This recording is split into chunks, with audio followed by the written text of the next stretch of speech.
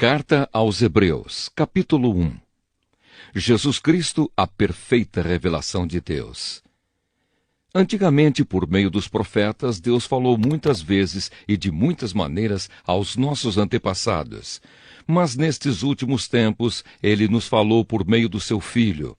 Foi Ele quem Deus escolheu para possuir todas as coisas, e foi por meio dele que Deus criou o universo. O Filho brilha com o brilho da glória de Deus e é a perfeita semelhança do próprio Deus. Ele sustenta o universo com a sua palavra poderosa, e depois de ter purificado os seres humanos dos seus pecados, sentou-se no céu, do lado direito de Deus, o Todo-Poderoso. O Filho e os anjos. Assim Deus fez com que o Filho fosse superior aos anjos e lhe deu um nome que é superior ao nome deles. Pois Deus nunca disse a nenhum dos seus anjos: "Você é o meu filho, hoje eu me tornei o seu pai." E também não disse a respeito de nenhum anjo: "Eu serei o pai dele e ele será o meu filho." Porém, quando Deus enviou ao mundo o seu primeiro filho, ele disse que todos os anjos de Deus o adorem. A respeito dos anjos, Deus disse: "Deus faz com que os seus anjos se tornem ventos e os seus servidores chamas de fogo." Mas a respeito do Filho, ele disse: "O teu reino, ó Deus, vai durar para todo sempre. Tu governarás o teu povo com justiça. Tu amas o bem e odeias o mal. Foi por isso que Deus, o teu Deus, te escolheu e te deu a alegria de receber uma honra muito maior do que a dos teus companheiros." E as Escrituras também dizem: "Tu, Senhor, no começo criaste a terra, e com as tuas próprias mãos fizeste os céus. A terra e o céu vão acabar, mas tu viverás para sempre. Eles ficarão velhos como roupa, tu os dobrarás como se dobra um casaco, e serão trocados como se troca de roupa. Mas tu és sempre o mesmo, e a tua vida não tem fim." Deus nunca disse a nenhum dos seus anjos: "Sente-se do meu lado direito, até que eu ponha os seus inimigos como estrado debaixo dos seus pés." Então, o que são os anjos? Todos eles são espíritos que servem a Deus, os quais ele envia para ajudar os que vão receber a salvação. Carta aos Hebreus, capítulo 2. A grande salvação. Por isso devemos prestar mais atenção nas verdades que temos ouvido, para não nos desviarmos delas. Não há dúvida de que a mensagem que foi dada por meio dos anjos é verdadeira, e aqueles que não a seguiram nem foram obedientes a ela receberam o castigo que mereciam. Sendo assim, como é que nós escaparemos do castigo se desprezarmos uma salvação tão grande? Primeiro, o próprio Senhor Jesus anunciou essa salvação, e depois aqueles que a ouviram nos provaram que ela é verdadeira. Ao mesmo tempo, por meio de sinais de poder, maravilhas e muitos tipos de milagres, Deus confirmou o testemunho deles. E, de acordo com a sua vontade, distribuiu também os dons do Espírito Santo. Jesus Cristo, o Salvador. Pois Deus não deu aos anjos o poder de governar o mundo novo que está por vir, o mundo do qual estamos falando. Pelo contrário, em alguma parte das Escrituras Sagradas, alguém afirma: "Que é um simples ser humano, ó Deus, para que penses nele?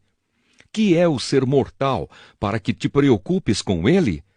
Tu o colocaste por pouco tempo em posição inferior à dos anjos.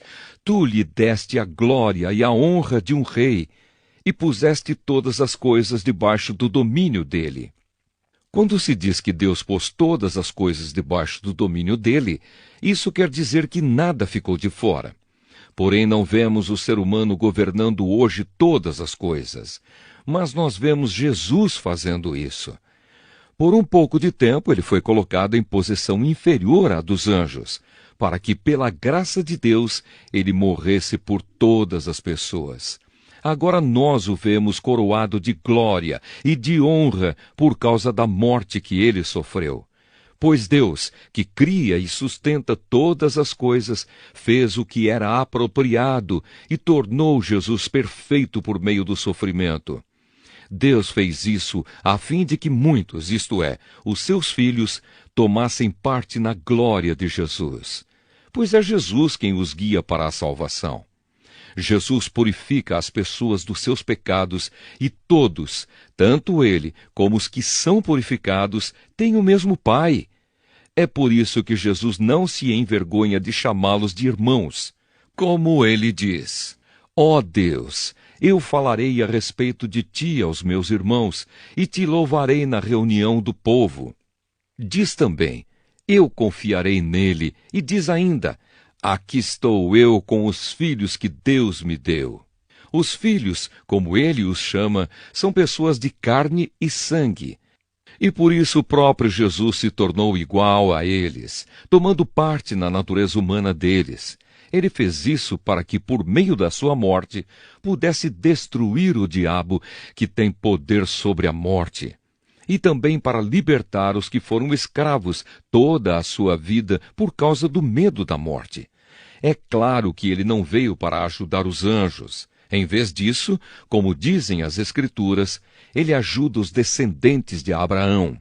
Isso quer dizer que foi preciso que Jesus se tornasse em tudo igual aos seus irmãos, a fim de ser o grande sacerdote deles, bondoso e fiel no seu serviço a Deus, para que os pecados do povo fossem perdoados. E agora Jesus pode ajudar os que são tentados, pois ele mesmo foi tentado e sofreu. Carta aos Hebreus, capítulo 3. Jesus e Moisés. Meus irmãos na fé, vocês que também foram chamados por Deus, olhem para Jesus, que Deus enviou para ser o grande sacerdote da fé que professamos. Pois ele foi fiel a Deus, que o escolheu para esse serviço, assim como Moisés foi fiel no seu trabalho em toda a casa de Deus. Assim como a pessoa que constrói uma casa é mais importante do que a casa, assim também Jesus é mais importante do que Moisés. Uma casa tem de ser construída por alguém, mas Deus é o construtor de tudo o que existe. E Moisés foi um servo fiel no seu trabalho na casa de Deus e falou das coisas que Deus ia dizer no futuro. Mas Cristo é fiel como filho que dirige a casa de Deus. E nós seremos a sua casa se conservarmos a nossa coragem e a nossa confiança naquilo que esperamos. O descanso do povo de Deus. Por isso, como diz o Espírito Santo, se hoje vocês ouvirem a voz de Deus, não sejam teimosos como foram os seus antepassados quando se revoltaram contra ele, no dia em que eles o puseram à prova no deserto. Ali os antepassados de vocês me desafiaram e me puseram à prova, embora eles tivessem visto o que eu fiz durante 40 anos. Por isso fiquei irritado com aquela gente e disse: eles são gente de coração perverso e não querem obedecer aos meus mandamentos. Eu fiquei irado e fiz este juramento: eles nunca entrarão na terra prometida, onde eu lhes teria dado descanso. Meus irmãos, cuidado para que nenhum de vocês tenha um coração tão mau e descrente que o leve a se afastar do Deus vivo.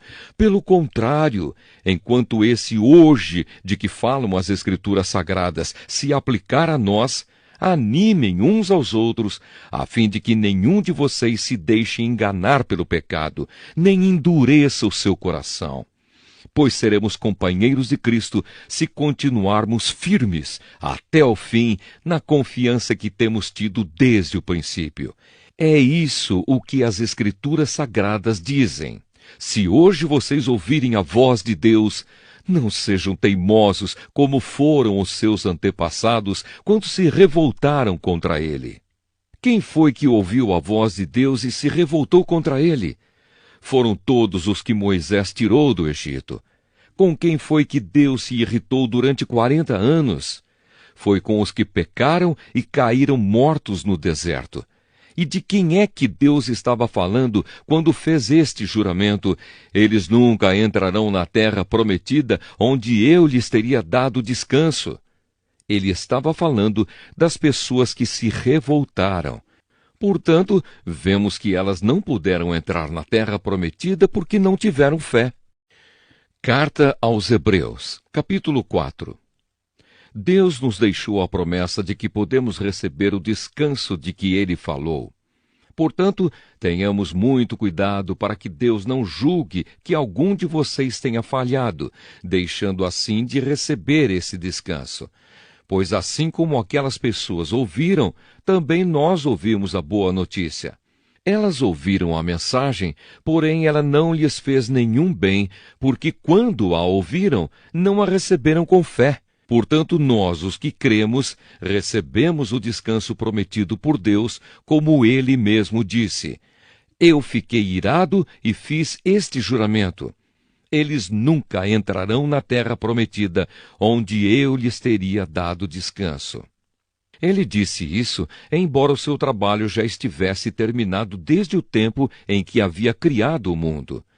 Pois a respeito do sétimo dia está escrito o seguinte em alguma parte das Escrituras Sagradas: No sétimo dia Deus descansou de todo o trabalho que ele havia feito.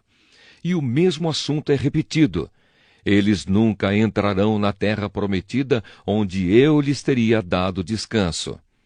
Aqueles que foram os primeiros a ouvir a boa notícia não tiveram fé, e por isso não receberam esse descanso. Portanto, há outros que vão recebê-lo. A prova disso é que Deus marca outro dia chamado hoje. Ele falou disso muitos anos depois, por meio de Davi, no trecho das Escrituras já citado. Se hoje vocês ouvirem a voz de Deus, não sejam teimosos.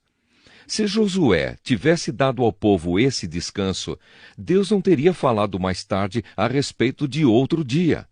Assim ainda fica para o povo de Deus um descanso, como o descanso de Deus no sétimo dia.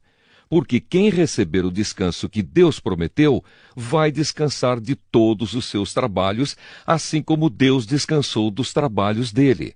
Portanto, façamos tudo para receber esse descanso, e assim nenhum de nós deixará de recebê-lo, como aconteceu com aquelas pessoas, por terem se revoltado. Pois a palavra de Deus é viva e poderosa e corta mais do que qualquer espada afiada dos dois lados. Ela vai até o lugar mais fundo da alma e do espírito, vai até o íntimo das pessoas e julga os desejos e pensamentos do coração delas. Não há nada que se possa esconder de Deus. Em toda a criação, tudo está descoberto e aberto diante dos seus olhos, e é a Ele que todos nós teremos de prestar contas. Cristo, o grande sacerdote eterno. Portanto, fiquemos firmes na fé que anunciamos, pois temos um grande sacerdote poderoso, Jesus, o Filho de Deus, o qual entrou na própria presença de Deus. O nosso grande sacerdote não é como aqueles que não são capazes de compreender as nossas fraquezas. Pelo contrário, temos um grande sacerdote que foi tentado do mesmo modo que nós, mas não pecou. Por isso tenhamos confiança e cheguemos perto do trono divino, onde está a graça de Deus. Ali receberemos misericórdia e encontraremos graça sempre que precisarmos de ajuda. Carta aos Hebreus, capítulo 5. Cada grande sacerdote é escolhido entre os homens e nomeado para servir a Deus em favor do povo, apresentando a Deus ofertas e sacrifícios pelos pecados. Como ele próprio tem as suas fraquezas, pode ter paciência com os ignorantes e com os que cometem erros. E porque ele mesmo é fraco, precisa oferecer sacrifícios não somente pelos pecados do povo, mas também pelos seus próprios pecados. Ninguém escolhe para si mesmo a honra de ser grande sacerdote. É somente pela vontade de Deus que um homem é chamado para ser grande sacerdote, como aconteceu com Arão. Assim também Cristo não tomou para si mesmo a honra de ser grande sacerdote. Foi Deus quem lhe deu essa honra, pois lhe disse: Você é o meu filho, hoje eu me tornei o seu pai. Em outro lugar das Escrituras Sagradas, ele também disse: Você será sacerdote para sempre, na ordem do sacerdócio de Melquisedeque. Durante a sua vida aqui na terra, Cristo, em voz alta e com lágrimas, fez orações e súplicas a Deus que o podia salvar da morte. E as suas orações foram atendidas porque ele era dedicado a Deus. Embora fosse o Filho de Deus, ele aprendeu, por meio dos seus sofrimentos, a ser obediente. E depois de ser aperfeiçoado, ele se tornou a fonte da salvação eterna para todos os que lhe obedecem. E Deus o nomeou grande sacerdote na ordem do sacerdócio de Melquisedeque. O perigo de abandonar a fé. Temos muito que dizer a respeito desse assunto, mas porque vocês custam a entender as coisas, é difícil explicá-las. Depois de tanto tempo, vocês já deviam ser mestres, mas ainda precisam de alguém que lhes ensine as primeiras lições dos ensinamentos de Deus. Em vez de alimento sólido, vocês ainda precisam de leite. E quem precisa de leite ainda é criança e não tem nenhuma experiência para saber o que está certo ou errado. Porém, a comida dos adultos é sólida, pois eles, pela prática, sabem a diferença entre o que é bom e o que é mau. Carta aos Hebreus, capítulo 6. Assim vamos em frente, a fim de chegarmos ao ensinamento de adultos, deixando para trás as primeiras lições da mensagem de Cristo. Nós não vamos colocar de novo as bases dessa mensagem, isto é, a necessidade de abandonar uma vida inútil e de crer em Deus. O ensinamento a respeito dos batismos e da cerimônia de pôr as mãos sobre os cristãos e a ressurreição dos mortos e o julgamento eterno. Vamos em frente. E se Deus quiser, é isso o que faremos. Como é que as pessoas que abandonaram a fé podem se arrepender de novo? Elas já estavam na luz de Deus, já haviam experimentado o dom do céu e recebido a sua parte do Espírito Santo. Já haviam conhecido por experiência que a palavra de Deus é boa e tinham experimentado os poderes do mundo que há de vir. Mas depois abandonaram a fé. É impossível levar essas pessoas a se arrependerem de novo, pois estão crucificando outra vez o Filho de Deus e zombando publicamente dele. Deus abençoa a terra que recebe a chuva, a qual muitas vezes cai sobre ela e produz plantas úteis para aqueles que trabalham nela. Mas a terra que produz mato e espinhos não serve para nada. Ela corre o perigo de ser amaldiçoada por Deus e acaba sendo queimada. Porém, ainda que falemos dessa maneira, meus queridos irmãos, estamos certos de que vocês têm as melhores bênçãos que vêm da salvação. Deus não é injusto. Ele não esquece o trabalho que vocês fizeram, nem o amor que lhe mostraram na ajuda que deram e ainda estão dando aos seus irmãos na fé. O nosso profundo desejo é que cada um de vocês continue com entusiasmo até o fim, para que, de fato, recebam o que esperam. Não queremos que se tornem preguiçosos, mas que sejam como os que creem e têm paciência, para que assim recebam o que Deus prometeu. A certeza da promessa de Deus. Deus fez a promessa a Abraão e jurou cumpri-la. E como não havia ninguém maior do que ele mesmo, Deus jurou pelo seu próprio nome. Ele disse a Abraão: Eu prometo que abençoarei você ricamente e lhe darei muitos descendentes. Abraão teve paciência e por isso recebeu o que Deus havia prometido. Quando alguém jura, usa o nome de uma pessoa que é maior do que ele, e o juramento acaba com qualquer discussão. Deus quis deixar bem claro aos que iam receber o que ele havia prometido que jamais mudaria a sua decisão. Por isso, junto com a promessa, fez o juramento. Portanto, há duas coisas que não podem ser mudadas, e a respeito delas, Deus não pode mentir. E assim nós, que encontramos segurança nele, nos sentimos muito encorajados a nos manter firmes na esperança que nos foi dada.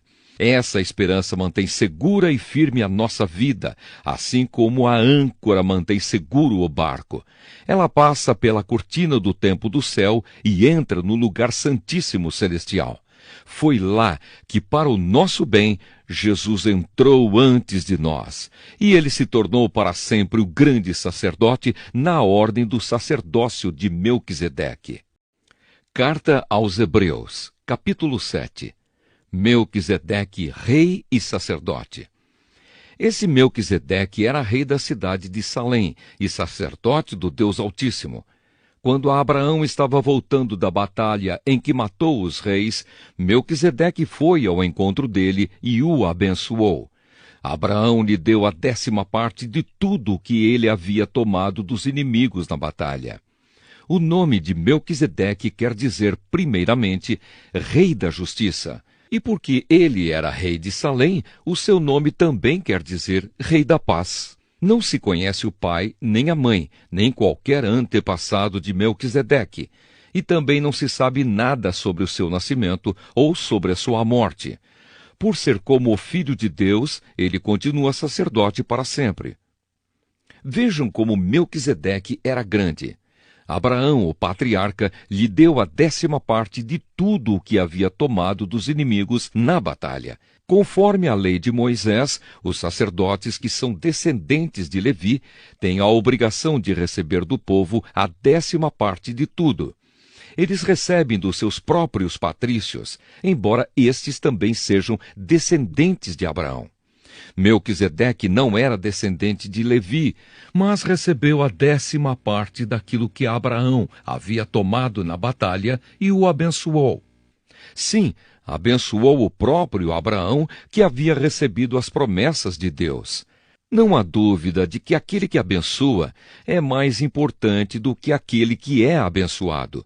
No caso dos sacerdotes, a 10ª parte é recebida por homens que um dia vão morrer. Mas no caso de Melquisedeque, como dizem as Escrituras Sagradas, a 10ª parte foi recebida por alguém que continua vivo. Portanto, quando Abraão pagou a 10ª parte, Levi, cujos descendentes recebem a 10ª parte, também pagou. Pois Levi não tinha nascido e, por assim dizer, ainda estava no corpo do seu antepassado Abraão, quando este se encontrou com Melquisedeque. A lei que o povo de Israel recebeu se baseava no sacerdócio dos levitas. Ora, se o trabalho dos sacerdotes levitas tivesse sido perfeito, não haveria necessidade de aparecer outro tipo de sacerdote da ordem do sacerdócio de Melquisedeque e não da ordem de Arão. Pois quando se muda o sacerdócio, a lei também precisa ser mudada. E o nosso Senhor Jesus, a respeito de quem são ditas essas coisas, pertencia a outra tribo. E nenhum membro dessa tribo jamais serviu como sacerdote. É sabido que, por nascimento, Jesus, o nosso Senhor, pertencia à tribo de Judá, e Moisés não disse nada dessa tribo quando falou a respeito de sacerdotes. Outro sacerdote como Melquisedeque. E tudo isso se torna bem mais claro, pois surgiu um sacerdote diferente, parecido com Melquisedeque. Ele não foi feito sacerdote pelas leis ou regras humanas, porém se tornou sacerdote por meio do poder de uma vida que não tem fim. Porque as Escrituras Sagradas dizem: você será sacerdote para sempre, na ordem do sacerdócio de Melquisedeque. Assim, a regra antiga foi anulada porque era fraca e inútil, pois a lei não podia aperfeiçoar nada. Mas agora Deus nos deu uma esperança melhor, por meio da qual chegamos perto dele. Além disso, há o juramento de Deus. Não houve juramento quando os outros se tornaram sacerdotes. Porém, houve juramento quando Jesus se tornou sacerdote, pois Deus lhe disse: o Senhor jurou e não voltará atrás. Ele disse: você será sacerdote para sempre. Portanto, essa diferença também faz com que Jesus seja a garantia de uma aliança melhor. Há ainda outra diferença. Os outros sacerdotes foram muitos porque morriam e não podiam continuar o seu trabalho. Mas Jesus vive para sempre, e o seu sacerdócio não passa para ninguém. E por isso ele pode, hoje e sempre, salvar as pessoas que vão a Deus por meio dele. Porque Jesus vive para sempre, a fim de pedir a Deus em favor delas. Por isso Jesus é o grande sacerdote de que necessitamos. Ele é perfeito e não tem nenhum pecado ou falha. Ele foi separado dos pecadores e elevado acima dos céus. Ele não é como os outros grandes sacerdotes. Não precisa oferecer sacrifícios todos os dias, primeiro pelos seus próprios pecados e depois pelos pecados do povo. Ele ofereceu um sacrifício uma vez por todas, quando se ofereceu a si mesmo. A lei de Moisés escolheu homens que são imperfeitos para serem grandes sacerdotes, mas pela promessa feita com juramento, a qual veio depois da lei de Moisés, Deus escolhe o Filho, que se tornou perfeito para sempre. Carta aos Hebreus, capítulo 8. Jesus, o grande sacerdote da nova aliança. A coisa mais importante de tudo o que estamos dizendo tem a ver com o sacerdote que nós temos. Ele é o grande sacerdote que está sentado no céu, do lado direito do trono de Deus, o Todo-Poderoso. Ele faz o seu serviço no lugar santíssimo, na verdadeira tenda que foi armada pelo Senhor e não por seres humanos. Todo grande sacerdote é escolhido para apresentar a Deus as ofertas e os sacrifícios de animais. E por isso é necessário que o nosso grande sacerdote tenha também alguma coisa para oferecer. Se ele estivesse na terra, não seria sacerdote, pois existem sacerdotes que apresentam as ofertas de acordo com a lei de Moisés. O trabalho que esses sacerdotes fazem é, de fato, somente uma cópia e uma sombra do que está no céu. Foi isso que aconteceu quando Deus falou com Moisés. Quando Moisés estava para construir a tenda, Deus disse: "Tenha cuidado para fazer tudo de acordo com o modelo que eu lhe mostrei no monte." Mas, de fato, Jesus foi encarregado de um serviço sacerdotal que é superior ao dos sacerdotes, pois a aliança que ele conseguiu é melhor porque ela se baseia em promessas de coisas melhores. Pois se a primeira aliança tivesse sido perfeita, não seria necessária uma nova aliança. Mas Deus vê que o seu povo é culpado e diz: "Está chegando o tempo, diz o Senhor, em que farei uma nova aliança com o povo de Israel e com o povo de Judá. Essa aliança não será como aquela que eu fiz com os antepassados deles, no dia em que os peguei pela mão e os tirei da terra do Egito. Não foram fiéis à aliança que fiz com eles, e por isso diz o Senhor, eu os desprezei. Quando esse tempo chegar, diz o Senhor, farei com o povo de Israel esta aliança. Eu porei as minhas leis na mente deles e no coração deles as escreverei. Eu serei o Deus deles e eles serão o meu povo.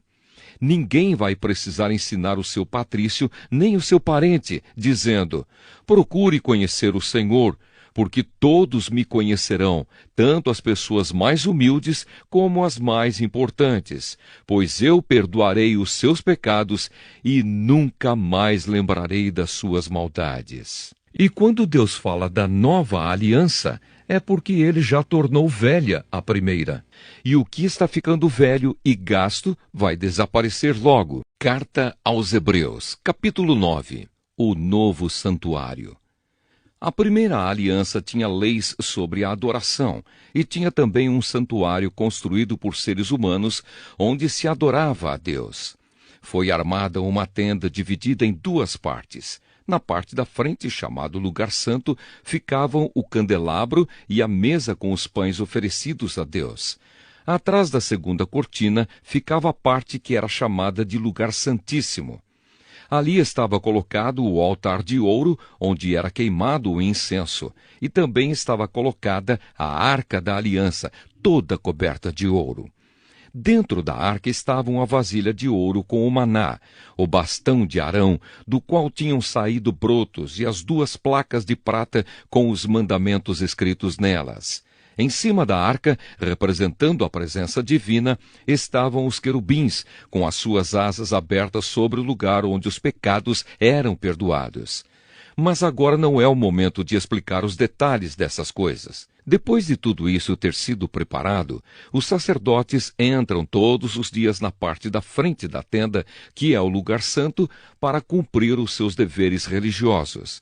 Mas somente o grande sacerdote entra na parte de trás, que é o lugar santíssimo, e isso apenas uma vez por ano. Ele oferece a Deus o sangue de animais em favor de si mesmo e também pelos pecados que o povo cometeu sem saber que estava pecando. Por meio disso tudo, o Espírito Santo nos ensina de modo bem claro que a entrada para o lugar santíssimo ainda não foi aberta enquanto a parte da frente, que é o lugar santo, continuar sendo usada. Isso é um símbolo para hoje. Quer dizer que as ofertas e os sacrifícios de animais oferecidos a Deus não tornam perfeito o coração das pessoas que o adoram. Essas ofertas e sacrifícios têm a ver somente com comida, com bebida e com várias cerimônias de purificação. São regras externas que têm valor somente até que Deus renove todas as coisas. Mas Cristo veio como grande sacerdote das coisas boas que já estão aqui. A tenda em que ele serve é melhor e mais perfeita, e não foi construída por seres humanos, isto é, não é deste mundo. Quando Cristo veio e entrou uma vez por todas no lugar santíssimo, ele não levou consigo sangue de bodes ou de bezerros para oferecer como sacrifício. Pelo contrário, ele ofereceu o seu próprio sangue e conseguiu para nós a salvação eterna. O sangue de bodes e de touros e as cinzas da bezerra queimada são espalhados sobre as pessoas impuras, e elas ficam purificadas por fora. Se isso é assim, imaginem então quanto maior ainda é o poder do sangue de Cristo. Por meio do Espírito Eterno, ele se ofereceu a si mesmo a Deus como sacrifício sem defeito. E o seu sangue nos purifica por dentro, tirando as nossas culpas. Assim podemos servir ao Deus vivo, pois já não praticamos cerimônias que não valem nada. A morte de Cristo e a nova aliança. Portanto, é Cristo quem consegue fazer uma nova aliança, para que os que foram chamados por Deus possam receber as bênçãos eternas que o próprio Deus prometeu. Isso pode ser feito porque houve uma morte que livrou as pessoas dos pecados que praticaram enquanto a primeira aliança estava em vigor. Onde há um testamento, é necessário provar que a pessoa que o fez já morreu, pois o testamento não vale nada enquanto estiver vivo quem o fez. Só depois da morte dessa pessoa é que o testamento tem valor. É por isso que a primeira aliança entrou em vigor somente com o uso do sangue de animais. Em primeiro lugar, Moisés anunciou ao povo todos os mandamentos conforme estavam na lei. Depois pegou o sangue dos bezerros e dos bodes, misturou com água e borrifou o livro da lei e todo o povo usando lã tingida de vermelho e hisopo. Então disse: Este é o sangue que sela a aliança que Deus mandou vocês obedecerem. Da mesma forma, Moisés também borrifou sangue sobre a tenda e sobre todos os objetos usados na adoração. De fato, de acordo com a lei, quase tudo é purificado com sangue, e não havendo derramamento de sangue, não há perdão de pecados. O sacrifício de Cristo tira os pecados. Essas coisas que eram cópias das realidades celestiais deviam ser purificadas desse modo, mas as próprias coisas celestiais exigem sacrifícios bem melhores. Cristo não entrou no lugar santo feito por seres humanos, que é a cópia do verdadeiro lugar. Ele entrou no próprio céu, onde agora aparece na presença de Deus para pedir em nosso favor. O grande sacerdote entra todos os anos no lugar santíssimo, levando consigo o sangue de um animal. Porém, Cristo não entrou para se oferecer muitas vezes. Se fosse assim, ele teria de sofrer muitas vezes desde a criação do mundo. Pelo contrário, uma vez por todas, ele apareceu agora, quando os tempos estão chegando ao fim, para tirar os pecados por meio do sacrifício de si mesmo. Cada pessoa tem de morrer uma vez só e depois ser julgada por Deus. Assim também Cristo foi oferecido uma só vez em sacrifício para tirar os pecados de muitas pessoas. Depois, ele aparecerá pela segunda vez, não para tirar pecados, mas para salvar as pessoas que estão esperando por ele. Carta aos Hebreus, capítulo 10. A lei dada por Moisés não é modelo completo e fiel das coisas verdadeiras. É apenas uma sombra das coisas boas que estão para vir. Os mesmos sacrifícios são oferecidos sempre, ano após ano. Portanto, como pode a lei, por meio desses sacrifícios, aperfeiçoar as pessoas que chegam perto de Deus?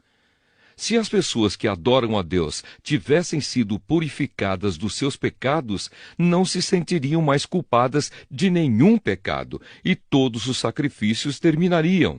Em vez disso, esses sacrifícios realizados ano após ano servem para fazer com que as pessoas lembrem dos seus pecados, pois o sangue de touros e de bodes não pode de modo nenhum tirar os pecados de ninguém. Por isso Cristo, ao entrar no mundo, disse: Tu, ó Deus, não queres animais oferecidos em sacrifícios, nem ofertas de cereais, mas preparaste um corpo para mim. Não te agradam as ofertas de animais queimados inteiros no altar, nem os sacrifícios oferecidos para tirar pecados. Então eu disse: Estou aqui, ó Deus. Venho fazer a tua vontade, assim como está escrito a meu respeito no livro da lei. Primeiro ele disse: Tu não queres sacrifícios ou ofertas de animais, e não te agradam as ofertas dos animais queimados inteiros no altar, nem os sacrifícios oferecidos para tirar pecados. Ele disse isso, embora todos os sacrifícios sejam oferecidos de acordo com a lei. Depois ele disse: Estou aqui, ó Deus, para fazer a tua vontade. Assim Deus acabou com todos os antigos sacrifícios e pôs no lugar deles o sacrifício de Cristo. E porque Jesus Cristo fez o que Deus quis, nós somos purificados do pecado pela oferta que ele fez, uma vez por todas, do seu próprio corpo. Todo sacerdote judeu cumpre todos os dias os seus deveres religiosos e oferece muitas vezes os mesmos sacrifícios, mas estes nunca poderão tirar pecados. Porém, Jesus Cristo ofereceu só um sacrifício para tirar pecados, uma oferta que vale para sempre, e depois sentou-se do lado direito de Deus. Ali Jesus está esperando até que Deus ponha os seus inimigos como estrado debaixo dos pés dele. Assim, com um sacrifício só, ele aperfeiçoou para sempre os que são purificados do pecado. E o Espírito Santo também nos dá o seu testemunho sobre isso. Primeiro ele diz: Quando esse tempo chegar, diz o Senhor, eu farei com o povo de Israel esta aliança. Porei as minhas leis no coração deles e na mente deles as escreverei. Depois ele diz: Não lembrarei mais dos seus pecados, nem das suas maldades. Assim, quando os pecados são perdoados, já não há mais necessidade de oferta para tirá-los. Cheguemos perto de Deus. Por isso, irmãos, por causa da morte de Jesus na cruz, nós temos completa liberdade de entrar no lugar santíssimo. Por meio da cortina, isto é, por meio do seu próprio corpo, ele nos abriu um caminho novo e vivo. Nós temos um grande sacerdote para dirigir a casa de Deus. Portanto, cheguemos perto de Deus com um coração sincero e uma fé firme, com a consciência limpa das nossas culpas e com o corpo lavado com água pura. Guardemos firmemente a esperança da fé que professamos, pois podemos confiar que Deus cumprirá as suas promessas. Pensemos uns nos outros a fim de ajudarmos todos a terem mais amor e a fazerem o bem.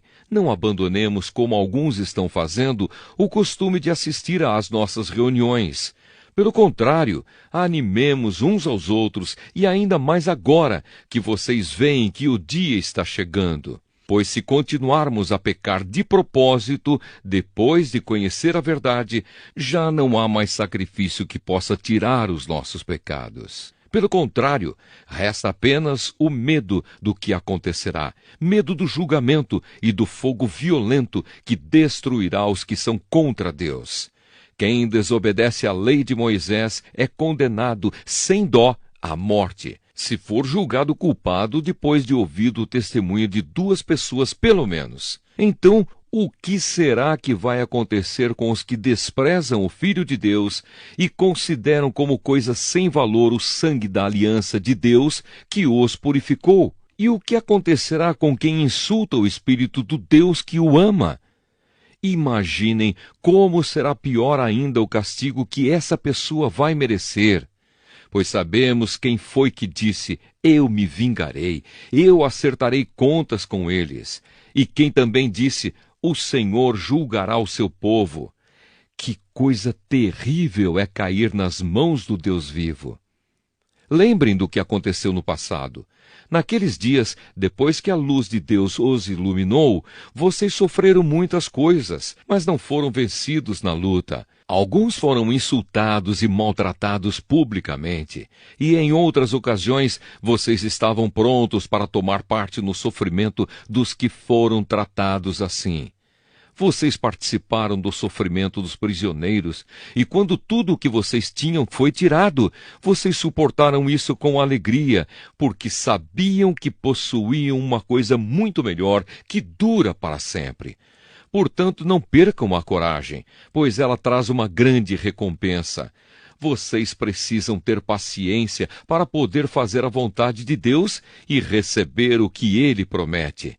Pois como ele diz nas Escrituras Sagradas, um pouco mais de tempo, um pouco mesmo, e virá aquele que tem de vir, ele não vai demorar. E todos aqueles que eu aceito terão fé em mim e viverão. Mas se uma pessoa voltar atrás, eu não ficarei contente com ela. Nós não somos gente que volta atrás e se perde. Pelo contrário, temos fé e somos salvos. Carta aos Hebreus, capítulo 11. Heróis da fé. A fé é a certeza de que vamos receber as coisas que esperamos e a prova de que existem coisas que não podemos ver. Foi pela fé que as pessoas do passado conseguiram a aprovação de Deus. E pela fé que entendemos que o universo foi criado pela palavra de Deus e que aquilo que pode ser visto foi feito daquilo que não se vê. Foi pela fé que Abel ofereceu a Deus um sacrifício melhor do que o do Caim. Pela fé ele conseguiu a aprovação de Deus como homem correto, tendo o próprio Deus aprovado as suas ofertas. Por meio da sua fé, Abel, mesmo depois de morto, ainda fala. Foi pela fé que Enoque escapou da morte. Ele foi levado para Deus e ninguém o encontrou, porque Deus mesmo o havia levado. As Escrituras Sagradas dizem que antes disso ele já havia agradado a Deus. Sem fé ninguém pode agradar a Deus, porque quem vai a Ele precisa crer que Ele existe e que recompensa os que procuram conhecê-lo melhor. Foi pela fé que Noé ouviu os avisos de Deus sobre as coisas que iam acontecer e que não podiam ser vistas. Noé obedeceu a Deus e construiu uma barca em que ele e a sua família foram salvos. Assim Noé condenou o mundo e recebeu de Deus a aprovação que vem por meio da fé. Foi pela fé que Abraão, ao ser chamado por Deus, obedeceu e saiu para uma terra que Deus lhe prometeu dar. Ele deixou o seu próprio país sem saber para onde ia. Pela fé ele morou como estrangeiro na terra que Deus lhe havia prometido. Viveu em barracas com Isaque e Jacó, que também receberam a mesma promessa de Deus. Porque Abraão esperava a cidade que Deus planejou e construiu, a cidade que tem alicerces que não podem ser destruídos. Foi pela fé que Abraão se tornou pai, embora fosse velho demais e a própria Sara não pudesse ter filhos. Ele creu que Deus ia cumprir a sua promessa. Assim, de um só homem, que estava praticamente morto, nasceram tantos descendentes como as estrelas do céu, tão numerosos como os grãos de areia da praia do mar. Todos esses morreram cheios de fé. Não receberam as coisas que Deus tinha prometido, mas as viram de longe e ficaram contentes por causa delas. E declararam que eram estrangeiros e refugiados, de passagem por este mundo. E aqueles que dizem isso mostram bem claro que estão procurando uma pátria para si mesmos. Não ficaram pensando em voltar para a terra de onde tinham saído. Se quisessem, teriam a oportunidade de voltar. Mas, pelo contrário, estavam procurando uma pátria melhor, a pátria celestial. E Deus não se envergonha de ser chamado de o Deus deles, porque Ele mesmo preparou uma cidade para eles. Foi pela fé que Abraão, quando Deus o quis pôr à prova, ofereceu o seu filho Isaque em sacrifício. Deus tinha prometido muitos descendentes a Abraão, mas mesmo assim ele estava pronto para oferecer o seu único filho em sacrifício. Deus lhe tinha dito, por meio de Isaque é que você terá descendentes. Abraão reconhecia que Deus era capaz de ressuscitar Isaque, e por assim dizer, Abraão tornou a receber da morte o seu filho Isaque. Foi pela fé que Isaque prometeu bênçãos para o futuro a Jacó e a Esaú. Foi pela fé que Jacó, pouco antes de morrer, abençoou os filhos de José. Ele se apoiou na sua bengala e adorou a Deus. Foi pela fé que José, quando estava para morrer, falou da saída dos israelitas do Egito e deu ordens sobre o que deveria ser feito com o seu corpo. Foi pela fé que os pais de Moisés, quando ele nasceu, o esconderam durante 3 meses. Eles viram que o menino era bonito e não tiveram medo de desobedecer a ordem do rei. Foi pela fé que Moisés, quando já era adulto, não quis ser chamado de filho da filha de Faraó. Ele preferiu sofrer com o povo de Deus em vez de gozar por pouco tempo os prazeres do pecado. Ele achou que era muito melhor sofrer o desprezo por causa do Messias do que possuir todos os tesouros do Egito. É que ele tinha os olhos fixos na recompensa futura. Foi pela fé que Moisés saiu do Egito sem ter medo da raiva do rei e continuou firme, como se estivesse vendo Deus invisível. Pela fé, Moisés começou o costume de celebrar a Páscoa e mandou marcar com sangue as portas das casas dos israelitas, para que o anjo da morte não matasse os filhos mais velhos deles. Foi pela fé que os israelitas atravessaram o Mar Vermelho como se fosse terra seca, e quando os egípcios tentaram atravessar, o mar os engoliu. Foi pela fé que caíram as muralhas de Jericó, depois que os israelitas marcharam em volta delas durante 7 dias. Foi pela fé que Raabe, a prostituta, não morreu com os que tinham desobedecido a Deus, pois ela havia recebido bem os espiões israelitas. O que mais posso dizer? O tempo é pouco para falar de Gideão, de Baraque, de Sansão, de Jefté, de Davi, de Samuel e dos profetas. Pela fé eles lutaram contra nações inteiras e venceram. Fizeram o que era correto e receberam o que Deus lhes havia prometido. Fecharam a boca de leões, apagaram incêndios terríveis e escaparam de serem mortos à espada. Eram fracos, mas se tornaram fortes. Foram poderosos na guerra e venceram exércitos estrangeiros. Pela fé, mulheres receberam de volta os seus mortos que ressuscitaram. Outros foram torturados até a morte. Eles recusaram ser postos em liberdade a fim de ressuscitar para uma vida melhor. Alguns foram insultados e surrados, e outros acorrentados e jogados na cadeia. Outros foram mortos a pedradas, outros cerrados pelo meio, e outros mortos à espada. Andaram de um lado para outro vestidos de peles de ovelhas e de cabras. Eram pobres, perseguidos e maltratados. Andaram como refugiados pelos desertos e montes, vivendo em cavernas e em buracos na terra. O mundo não era digno deles. Porque creram, Todas essas pessoas foram aprovadas por Deus, mas não receberam o que Ele havia prometido, pois Deus tinha preparado um plano ainda melhor para nós, a fim de que, somente conosco, elas fossem aperfeiçoadas. Carta aos Hebreus, capítulo 12. Deus, o nosso Pai. Assim nós temos essa grande multidão de testemunhas ao nosso redor. Portanto, deixemos de lado tudo o que nos atrapalha e o pecado que se agarra firmemente em nós e continuemos a correr, sem desanimar, a corrida marcada para nós. Conservemos os nossos olhos fixos em Jesus, pois é por meio dele que a nossa fé começa e é ele quem a aperfeiçoa.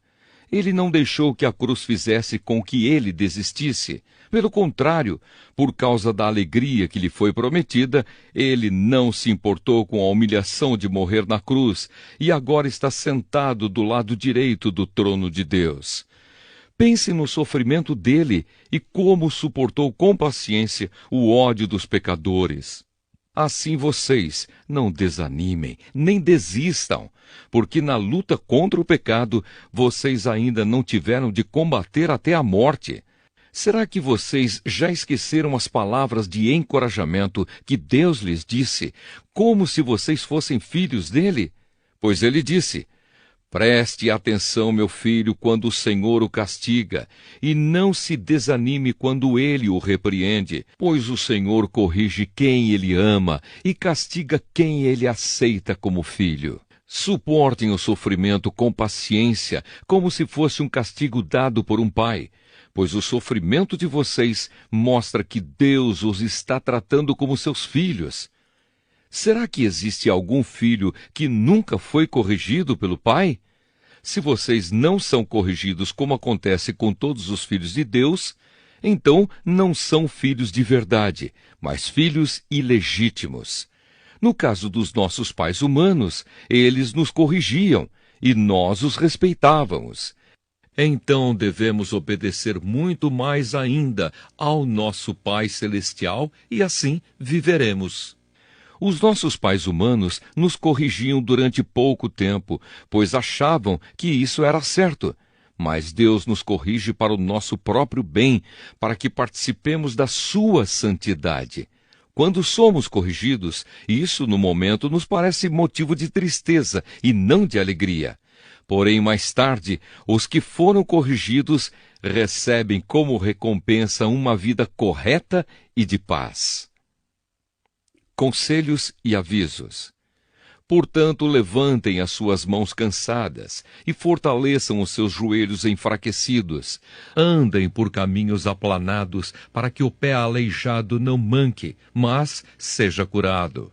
Procurem ter paz com todos e se esforcem para viver uma vida completamente dedicada ao Senhor, pois sem isso ninguém o verá.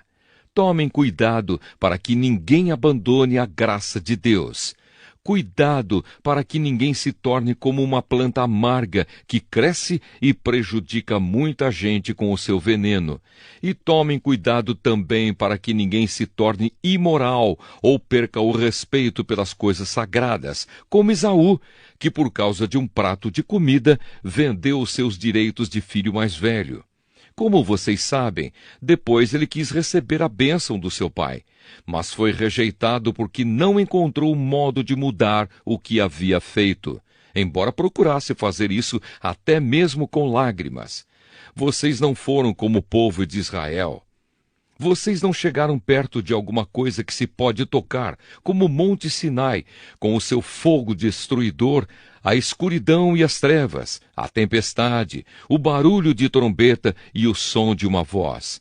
Quando os israelitas ouviram a voz, pediram que ela não dissesse mais nada, pois eles não podiam suportar a ordem que dizia: até um animal, se tocar o monte, deverá ser morto a pedradas. O que estavam vendo era tão terrível que Moisés disse: estou tremendo de medo. Pelo contrário, vocês chegaram ao Monte Sião e à cidade do Deus vivo, a Jerusalém celestial com os seus milhares de anjos. Vocês chegaram à reunião alegre dos filhos mais velhos de Deus, isto é, daqueles que têm o nome deles escrito no céu. Vocês chegaram até Deus, que é o juiz de todos, e chegaram também aos espíritos dos que são corretos e que foram aperfeiçoados. Vocês chegaram até Jesus, que fez a nova aliança e que borrifou o sangue que fala de coisas muito melhores do que o sangue de Abel. Portanto, tenham cuidado e não recusem ouvir aquele que fala. Aqueles que recusaram ouvir a pessoa que entregou a mensagem divina na terra não puderam escapar. Por isso, muito menos escaparemos nós, se rejeitarmos aquele que lá do céu nos fala. Naquele tempo, a voz de Deus fez com que a terra estremecesse, mas agora ele prometeu isto: mais uma vez farei com que trema não somente a terra, mas também o céu.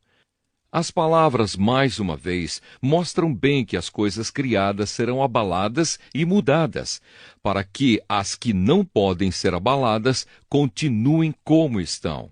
Por isso sejamos agradecidos, pois já recebemos um reino que não pode ser abalado. Sejamos agradecidos e adoremos a Deus de um modo que o agrade, com respeito e temor, porque, na verdade, o nosso Deus é um fogo destruidor. Carta aos Hebreus, capítulo 13. Como agradar a Deus. Continuem a amar uns aos outros como irmãos em Cristo. Não deixem de receber bem aqueles que vêm à casa de vocês, pois alguns que foram hospitaleiros receberam anjos sem saber. Lembrem dos presos, como se vocês estivessem na cadeia com eles. Lembrem dos que sofrem, como se vocês estivessem sofrendo com eles. Que o casamento seja respeitado por todos e que os maridos e as esposas sejam fiéis um ao outro. Deus julgará os imorais e os que cometem adultério. Não se deixem dominar pelo amor ao dinheiro e fiquem satisfeitos com o que vocês têm. Pois Deus disse: eu nunca os deixarei e jamais os abandonarei. Portanto, sejamos corajosos e afirmemos: o Senhor é quem me ajuda e eu não tenho medo. Que mal pode alguém me fazer? Lembrem dos seus primeiros líderes espirituais que anunciaram a mensagem de Deus a vocês. Pensem como eles viveram e morreram e imitem a fé que eles tinham. Jesus Cristo é o mesmo, ontem, hoje e sempre. Não se deixem levar por ensinamentos diferentes e estranhos, que tiram vocês do caminho certo. É bom sermos espiritualmente fortes por meio da graça de Deus e não por meio da obediência a regras sobre alimentos, pois os que obedecem a essas regras não têm sido ajudados por elas. Os sacerdotes que servem no templo não têm o direito de comer do sacrifício que é oferecido sobre o nosso altar. O grande sacerdote leva o sangue de animais para dentro do lugar santíssimo, a fim de oferecê-lo como sacrifício pelos pecados. Mas os corpos dos animais são queimados fora do acampamento. Por isso Jesus também morreu fora da cidade de Jerusalém, para com o seu próprio sangue purificar o povo dos seus pecados. Portanto, vamos para perto de Jesus, fora do acampamento, e soframos a mesma desonra que ele sofreu, porque neste mundo não temos nenhuma cidade que dure para sempre. Pelo contrário, procuramos a cidade que virá depois. Por isso, por meio de Jesus Cristo, ofereçamos sempre louvor a Deus. Esse louvor é o sacrifício que apresentamos, a oferta que é dada por lábios que confessam a sua fé nele. Não deixem de fazer o bem e de ajudar uns aos outros, pois são esses os sacrifícios que agradam a Deus. Obedeçam aos seus líderes e sigam as suas ordens, pois eles cuidam sempre das necessidades espirituais de vocês, porque sabem que vão prestar contas disso a Deus. Se vocês obedecerem, eles farão o trabalho com alegria, mas se vocês não obedecerem, eles trabalharão com tristeza. E isso não ajudará vocês em nada. Continuem a orar por nós. Temos certeza de que a nossa consciência está limpa, pois sempre queremos fazer o que é correto. E peço a vocês de modo todo especial que orem para que Deus me mande de volta a vocês o mais depressa possível. Uma oração. Deus ressuscitou o nosso Senhor Jesus, que por causa da sua morte na cruz é o grande pastor do rebanho, e é por meio do sangue de Jesus que a aliança eterna é selada. Que o Deus de paz lhes dê tudo de bom que vocês precisam para fazer a sua vontade, e que Ele, por meio de Jesus Cristo, faça em nós tudo o que lhe agrada. E a Cristo seja dada a glória para todo sempre. Amém.